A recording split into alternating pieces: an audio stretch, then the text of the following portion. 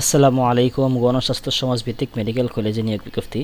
এখানে medicine, gynae and obs, এরপরে surgery, nephrology, এরপরে ইউরোলজি, তারপরে cardiology, gastroenterology, radiology, pathology, microbiology, নবজাতক শিশু এক্ষেত্রে রেজিস্ট্রার আবাসিক চিকিৎসক, এরপরে চক্ষু এক্ষেত্রে অধ্যাপক, সহযোগী অধ্যাপক, সহকারী অধ্যাপক, নাক কান গলা এখানে অধ্যাপক, সহযোগী অধ্যাপক, চর্ম ও যৌন এখানে অধ্যাপক, সহকারী অধ্যাপক, অর্থোপেডিক্স এখানে অধ্যাপক, সহযোগী অধ্যাপক, সহকারী অধ্যাপক, সিনিয়র কনসালটেন্ট, জুনিয়র কনসালটেন্ট। এরপরে আইসিও এখানে মেডিকেল অফিসার।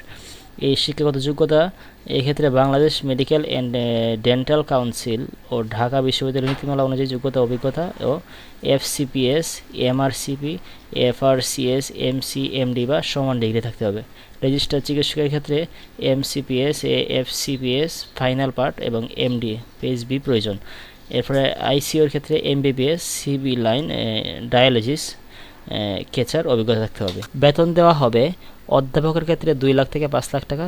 এরপরে সহযোগী অধ্যাপক এখানে 1.5 লাখ থেকে 3 লাখ টাকার দেওয়া হবে।